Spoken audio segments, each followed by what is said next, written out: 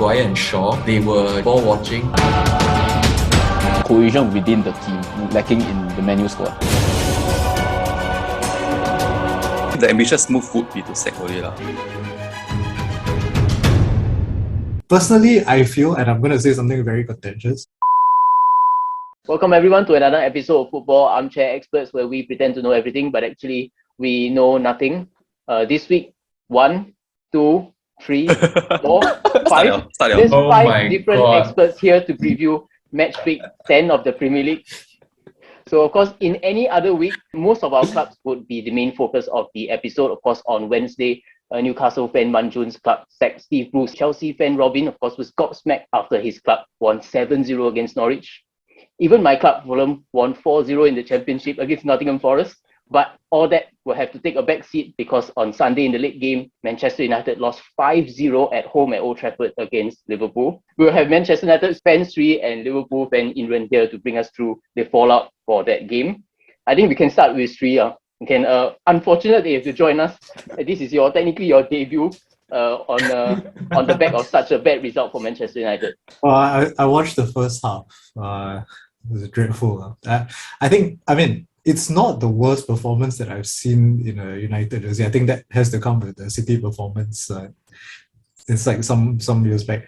But it's interesting because it was like 10 years ago we had that pretty embarrassing scoreline, and then now it's again. But it was coming. I think that all good play to Liverpool. It was a very strong team that they put out. Of course, it's still missing a lot of key players, but dominated from the first minute. We had some chances that we didn't take because Fernandes missing that absolute sitter. It's unfortunate, but I think it exposed a lot of gaps in defense. I think with Varane being out, we really can't rely on that Maguire at all.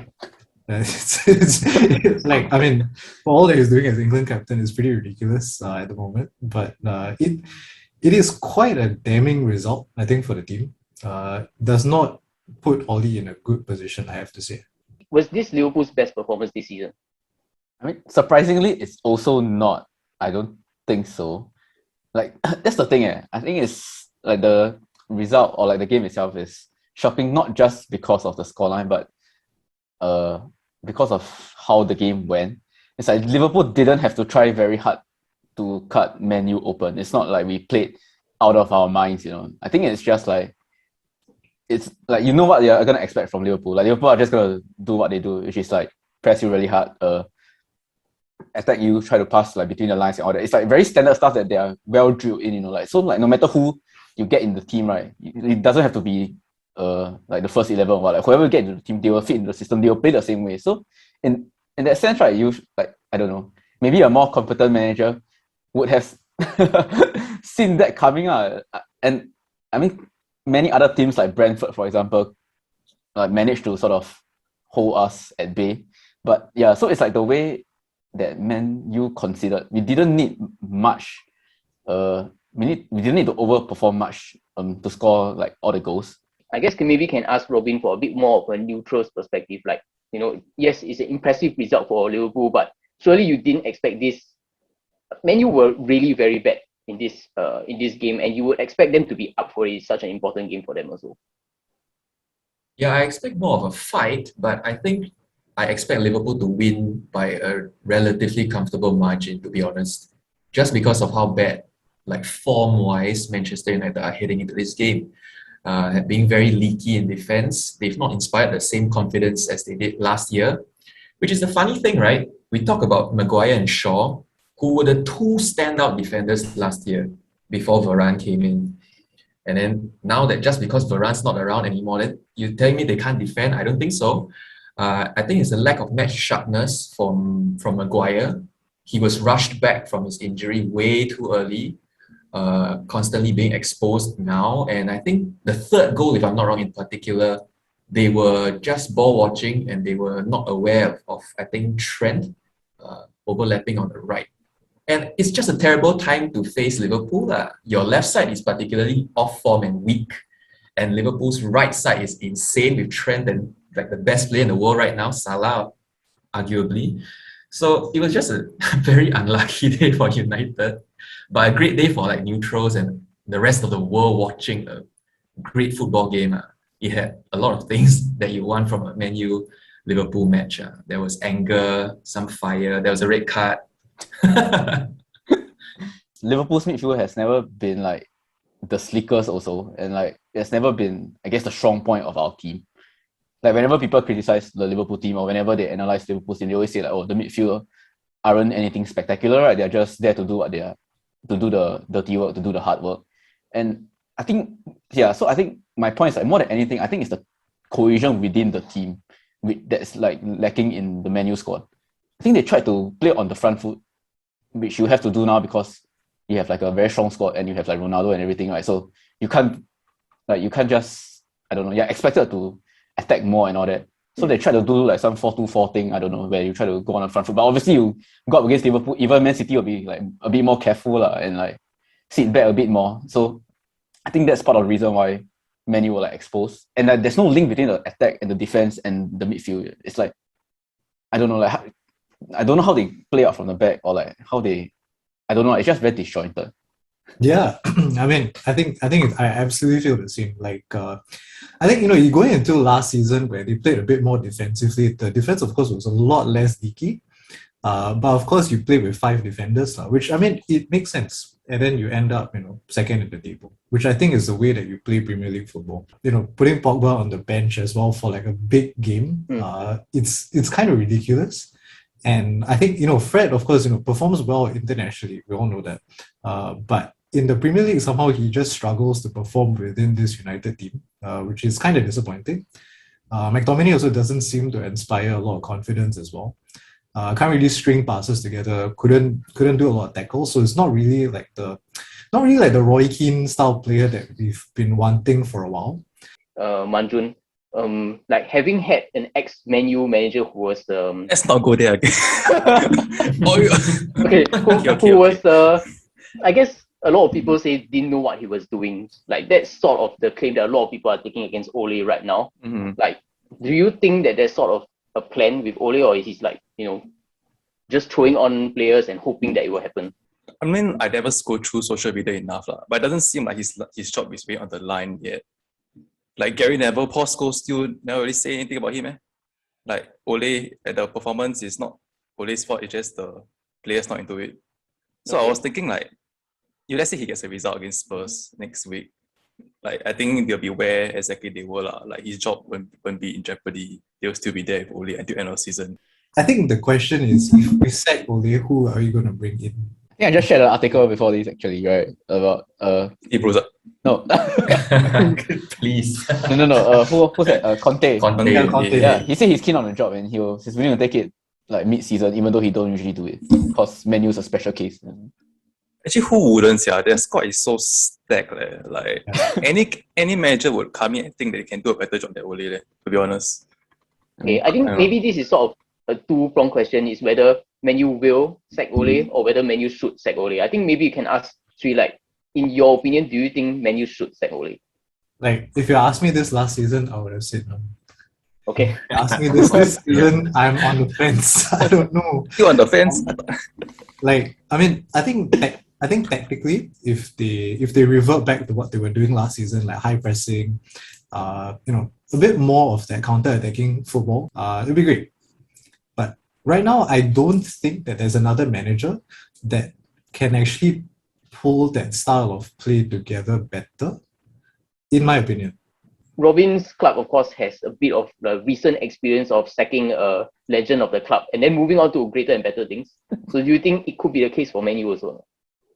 Nah, I think Man U runs clearly very differently from Chelsea. I think Chelsea is a really special, one-of-a-kind hellhole for managers if you want longevity. I think United would probably try their best to stick with Ole at least till the end of this season. The concern, I guess, personally, I think Ole has done his job. His job is done, right? Second place is probably the best he's ever going to achieve. Like, Europa League finalist, probably his potential already, which he should have won. I keep saying that, but yeah, I think he's done his job well to stabilize the club and bring it back to where into a kind of respectable position, top four pretty comfortably compared to what happened before over a couple of managers. The worry is that like Ole is supposed to be this legend figure who knows the club's DNA, the identity, and the whole Manchester United factor, right? What it means to be a Man U player. But this season, he seems to have lost his way. And ironically, it's with the coming of Ronaldo. So I'm not sure if such a big ego like Ronaldo coming in has destabilized the club in a different way. I'm not sure. And Ole doesn't seem like the kind of guy who can impose his authority on a player like Ronaldo. I personally feel that he should be sacked. Like they showed in the summer with their transfers that they had ambition, like to go all out this season with Ronaldo, Varane, who's the other guy? 100 million Sancho. So why stop there? Why suddenly becomes to Ole, you suddenly like no ambition at that? Like to me, the ambitious move would be to sack Ole if they really want to go further. Yeah. But I don't expect to struggle with Ole, like not get top 4 this season. I still expect to get top 4. But surely with their team, they should be aiming higher than that. Just ask yourself a simple question. Like, is he ever gonna be at the level of a Pep or Klopp or even Tuchel? Like he's not now, and I don't think anybody sees him ever going to be. So like if that's the case, then what's the point of still keeping him, especially if he's not producing results? The only reason why I can think of that Man U want to keep him, and I mean they are still sort of not threatening to sack him yet, is cause of like the whole Man U story, or they want to like consolidate the brand, right? So at some point you start asking yourself like, do they really care as much about the results on the field, or is it just like a commercial thing? Like you want to have like this whole Man U story, and then you have like a legend in, and then it sort of strengthens your Man U brand, but at the expense of like the results. So I think it's a little bit going to use a sort of an analogy here. It's a little bit like a relationship where this guy has sort of like he's not performing, that kind of thing, but you remember the good times previously.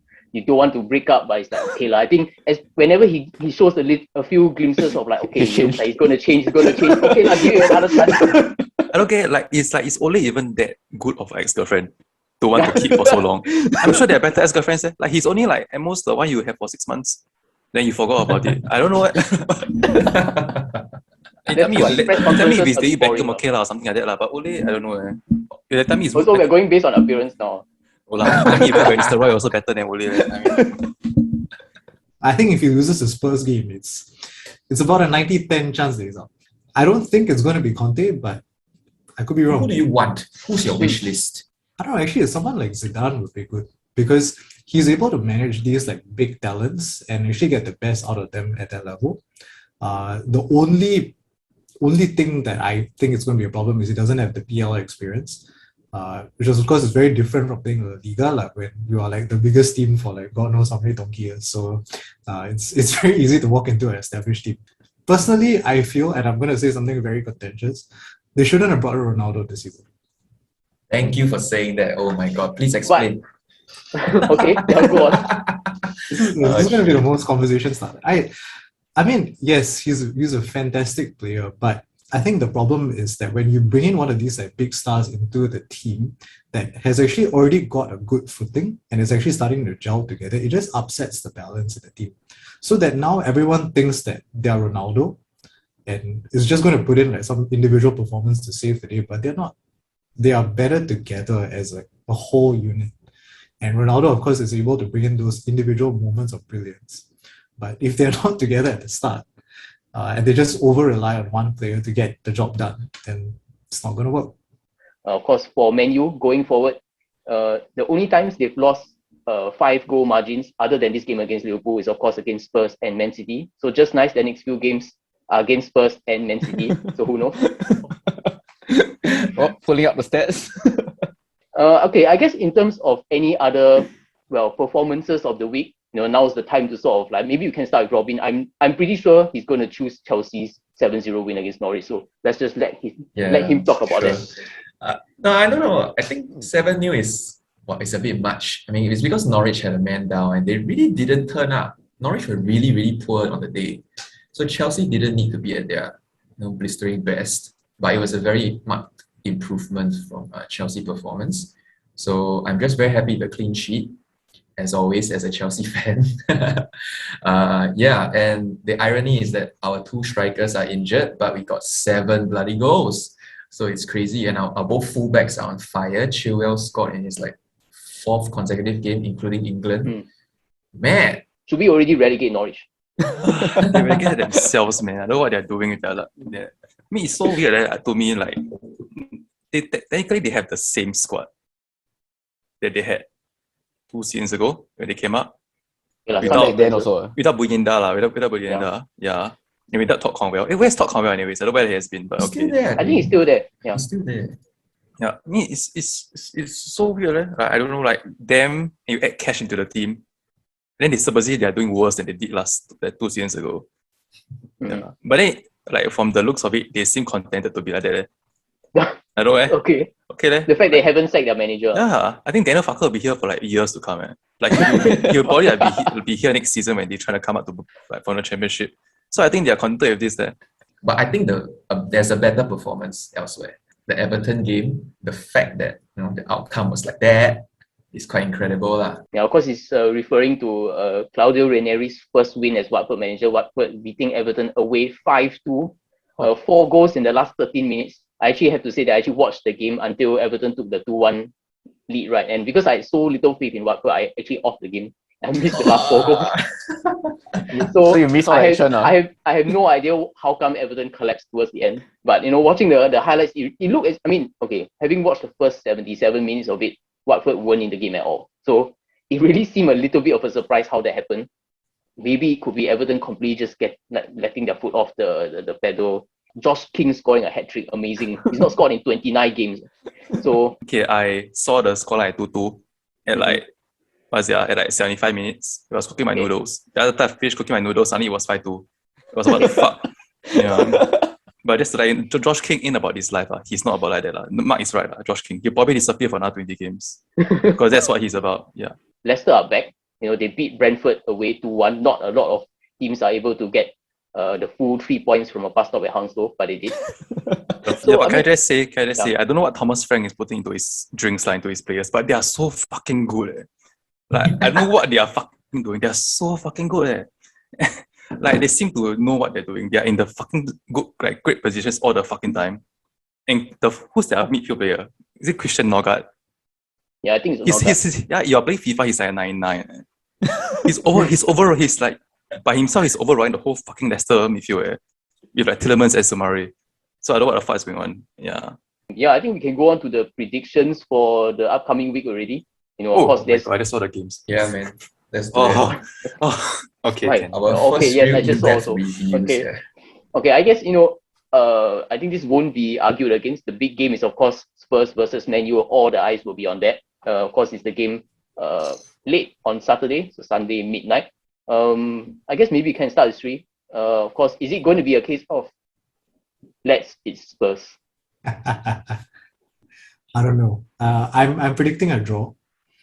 I think it's either going to be like a 1-1 or a 2-2. I don't think that United's probably going to win this, unless they have like some stroke of magic from Ronaldo. It's going to be a defensive shit show again. I can tell you. Oh, okay. I think rarely do Man U have like back-to-back defensive shit shows. But okay, I guess we can ask Imran, do you think it will continue into a second game? I mean, even if they do, I don't think Spurs are like good enough to take advantage of that. Okay. Basically, it's just 2 teams in very bad form now. It's just who's gonna be worse. But who knows? Maybe this game is can be a catalyst for one of the teams to bounce back. And I don't know. In this case, I sort of feel like Man U can do it because after they kinda spanked last week, then they probably gonna come out with a bit more fight this time round, not to like if they don't want to suffer I don't know, like a bad score again. Mm-hmm. And then, Spurs is sort of just like languishing there, right? Like don't really know what they're doing, and then haven't had good results recently. So I don't feel like Man U gonna be more motivated to win, and they have the better players also. Okay, I agree with England. I think Sri are a bit overrating Spurs lah. You talking about incoherent, I think Spurs really quite incoherent themselves lah. So I don't think so lah. I think Spurs very quite incoherent now. I don't know what Santos doing to motivate his players. He always look like he's gonna cry on it. The Nuno. Harry Kane or Nuno? Oh, Nuno. really? They say we're like going to cry. Look, I don't know. I think No, it's Son you cry. He just look very depressed all the time. Maybe it's the beard. Not against anyone with beards. I just Walao. I look like I'm gonna cry. Depressed for different reasons. yeah. I mean, it's a little bit puzzling. I mean, watched a little bit of the highlights for the Spurs game also. Son was playing very very deep. I'm not sure if this is like his new system or what, but he seems to be still changing where all the like front players are for Spurs. So I think if I were a Man U fan, I'll be a little bit more positive in terms of this game. I think Man U do stand a good chance in terms of bouncing back. Yeah, I mean, both managers kind of have opposite philosophies right now. Man U trying very hard to attack, but Spurs are trying so hard to defend and not concede. Right? When they win, it's only by a single goal. At least that was the start of the season, and nothing seems to have changed much since. So if only they could merge and fuse their ideologies together, that would be great. But because of that, I think I lean towards United a bit more. Spurs don't look very solid attacking, which is very stupid because the blueprint for Son and Kane is there. Even Lucas Moura is fit. So why you want to change so much, right? They could easily take apart United's out of form defense, but because it's Nuno, I'm not confident in the guy. I think United have more firepower that would win them the game against Spurs. I'll go 2-1 United. Oh shit! I think I also want to go 2-1 United. We don't have to differentiate our scores all the time. Okay, fine. I'm gonna go higher. I'm gonna go 3-1 Man U. I'm going to go a bit more high scoring, 3-2 to Man U. Yeah, I'm still gonna stick with my draw prediction. I think it's gonna be a 2-2. Okay, I guess maybe we can move on to Manjun. Is there any particular game you want to highlight from the upcoming? That's why I want to avoid lah. Confirm. Okay. let's leave that to someone get that shit house out of the way. It's gonna be a disaster, boys. It's gonna be a disaster. Wait, just to clarify, it's Newcastle at home against Chelsea, right? Yeah. Okay. It's gonna be a It's not disaster. just- okay. I don't know how. I'm very scared. I think this one you can just roll the dice. Probably can just roll the dice and see. So potentially up to 6. Winless in 9, are you concerned? Do I not seem concerned? Guys, I'm freaking out. Fuck, we gotta go down. No, I mean, concerned about relegation, not just concerned about this game. We're gonna go fucking down. Let me tell you. Okay. If you watch the Palace game, which I assume all of you didn't watch the Palace game. No. Who the fuck would? Yeah, I watched a bit actually. I watched one half. Yeah. I don't know what the fuck is going on there. I thought if Bruce was gone, Graham Jones would bring something different, but it seems like it's worse. Like he took the exact plan out of Steve Bruce. Say, my last wish is to use my plan for this game. Then he will use the same plan. You know what the fuck? Like ASM was so bad. Wilson was so bad. I know he had the bicycle kick, but what the fuck? That one, he really just saved us. I think the January transfer window come sooner. I go 4-0. Straight up. Okay. I'll go one less. I'll go 3-0 Chelsea. I guess Lukaku, he was hearing a lot of people saying he's a flag trap bully, so he decided to take himself totally out of these easy games. Not bad actually. My captain changed to Salah. Wave high.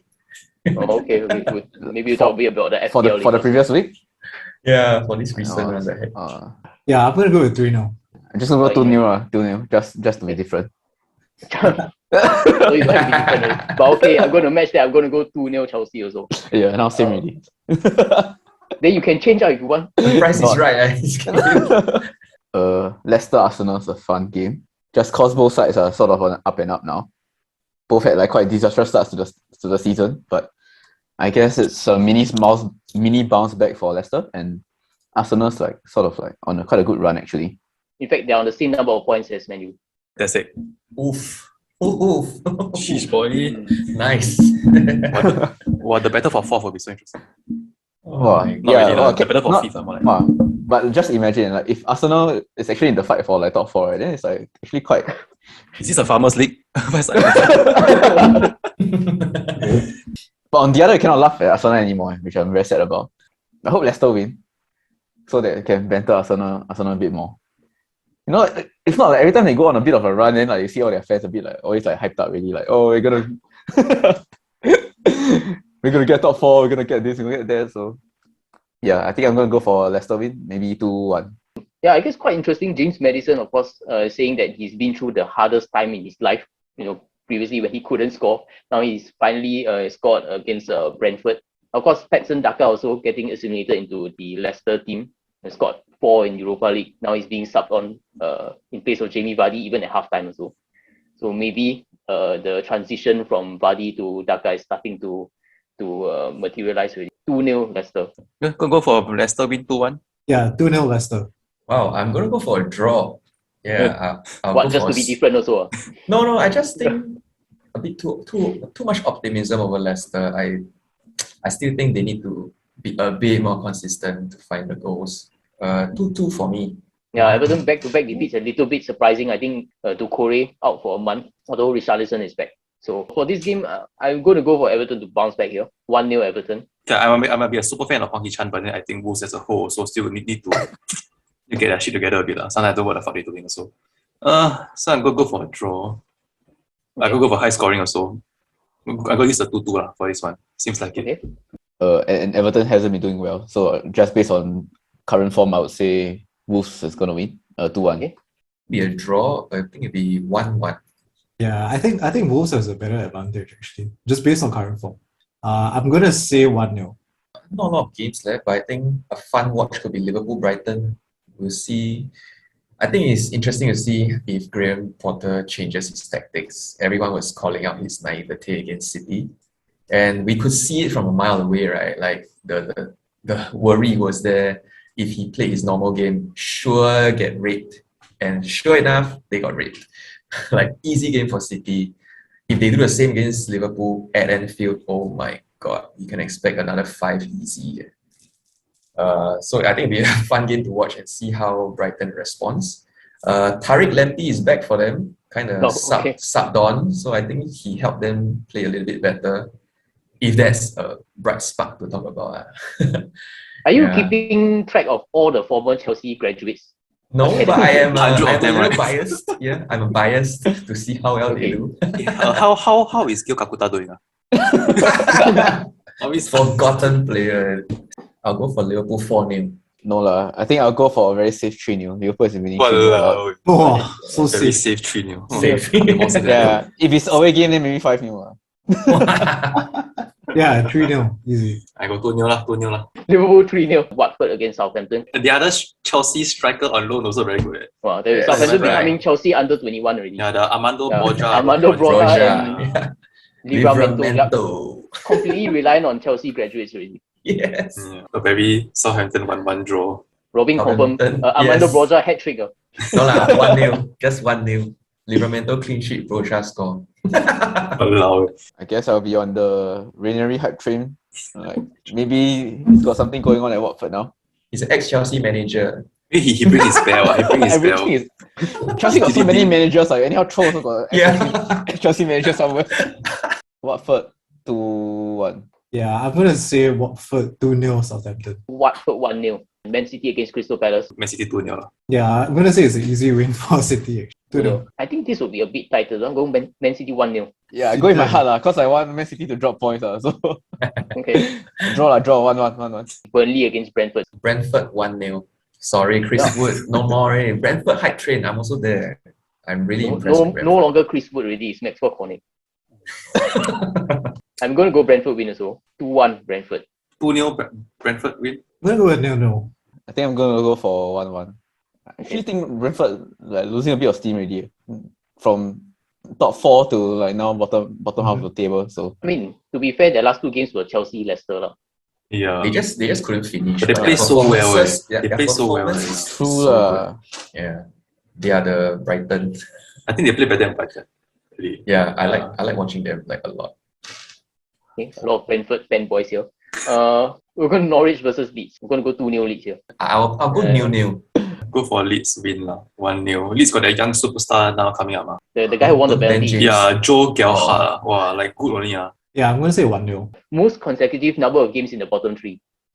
Wow. I think we 38 Does lah. it roll over from the last time they were around? Yeah, correct. Oh correct. my god, so sad. Yeah, currently it's 39 weeks in the bottom 3. The record is 40. my god. So I think that means they're passing that already. Yeah. Aston Villa against West Ham. West Ham 2-0. West Ham 1-0. Yeah, I'm gonna say West Ham 1-0 actually. So What happened to Aston Villa? I know at the start of the season, all of us were so optimistic. Because Dean Smith keep playing his 3-5-2 and his stupid 2 fullbacks. Then he wastes all his talent that he spent, all the money that he spent in the summer. Yeah. I don't know. Okay, I'll go for 2-0 also lah. 2-0 West Ham win. Okay, I'm not trying to be different or anything, but I think Aston Villa will win this. Oh, damn. 2-1 That's- Aston Villa. Why? So different. I think Aston Villa haven't been that bad. Like a lot of times, like the last week when we didn't record, they were 2-0 up against Wolves. Last 10 minutes, suddenly concede 3 again against Wolves. There's a little bit of like lapse of concentration, but I think eventually it's gonna stick lah. And Okay, it's now back. I'm like quite curious to see like how would Ronaldo fit into like the Man City squad. if they actually got like now that I think about it, like I wonder how Pep will make it work. That's It's gonna true. be flawless. I assume he'll be like the Aguero. I don't know. I feel like Pep won't even play him as a starter. Like, Cool. Pep's the type that will just bench random players on. He just put him on for like super sub. He's the next Oli. Yeah, I was gonna say, would he retire at Man United? Don't know, or maybe like one last paycheck in like US or something. I doubt it. I think he's coming to the tail end of his career. I think, yes, as superhuman as he is, there is some sort of finish. Like, I think you only have about like 2-3 more years realistically in the Prem. And I think he's just going to bow out after that. Who knows? Although I think like, you know how obsessed he is with his health and all that, right? I think he wants to outlast Messi. Yeah, I think so too. Like, Yeah. he's just gonna Already wait is. for Messi to retire, then he retire. Yeah. You know, I guess in terms of championship updates, not a lot to update about. Mick McCarthy lost his job at Cardiff. If That's you still fantastic. remember who Mick McCarthy is. The Sunderland one, right? Oh my god. Yeah, Sunderland and Wolves. Yeah, I think Cardiff lost 8 games in a row. We contributed to that also. Yeah, I mean, Fulham won 3 games in the last week. So now we're back to second. Oh my god, West Brom are out of the fucking top 2. Yes. Yes. Fucking hell. Oh my But god. next week is Fulham against West Brom, second against third. So Ooh. So what's the Big game. prediction for that game? 2-0 Fulham. Okay, I gotta go 2-0 West Brom. It's Sure, different. whatever lah. Then we'll draw 0-0. Who's first? Bournemouth. What? Boring. Who's the manager now? Scott Parker. Oh fuck. Yeah. He's So the- the he's top 2 is the the Scott Fulham Parker one, derby. Oh fuck. God. The fucking Scott Parker derby. What about the Eddie Howe? Still out of a job. Yeah. I think Eddie Howe will never find a job already. At Yeah. this rate. He's out of a job don't know how many years already. I think maybe like Burnley want him to replace Sean Dyche lah. Same one, same But better than. it's worth giving a shot. If you can give Steve Bruce a shot, you can give him a shot. Yeah, actually why not Newcastle? Not now lah. Now they I mean, different league already lah. Too 1 small. month Yeah. earlier. 1 month ago, probably we will take Eddie Howe lah. But now we got so many names to come to think. The favourite now is Paulo Fonseca. Yeah, but I don't know. I really don't want to think of that lah. Maybe. Who Okay, would you I will- want? Who was he? He's the guy that rejected Spurs, is it? Yeah. Yeah. Well, a lot of people rejected Spurs, but But not sure the feel who about him. will man. you want? Who would I want? You want someone more established? I don't know. Like in terms of like Premier League football, I got around the scenes kind lah. Yeah, at least one. Yeah, That's Yeah, Lampard. work for a big Yeah. club before? don't have to. Why? Who have in mind? I don't know. Maybe Only a if certain Norwegian does will Frank be Lampard out of a have- job. Norwegian. Yeah. ah. Lampard Sorry. or Ole. stake I him better over. go for like non-club legends. Yeah, Not okay. So Yeah. Not many left. club leh. legends. I'll go who? for like Julian Nagelsmann, this kind of people then go for. No, hey, hello, Julian Yo. Nagelsmann now at Bayern That Munich. guy. Yeah. That guy is I next better level. go for this kind and go for like Frank Lampard, Scott Parker, Alan Shearer, Ole lah. Okay, so Yeah. not club legends, then what? Then just someone who has been around, Get Okay, Roy, that's Roy Steve Hodgson Bruce, out of retirement. Yeah. someone who has been around and has done some shit in his major career lah. Yeah, What is some shit in his manager career? Means must have won something. must have won something lah. Mark You, Hughes, you, you don't tell Means me something. promotion for a championship that is not doing something for me lah. Okay, so hopefully you've enjoyed our preview of match week 10. Obviously, we've also talked a little bit about the fallout of Manchester United versus Liverpool. Even though we know nothing, hopefully today you've learned something. We'll see you again next week. Bye-bye.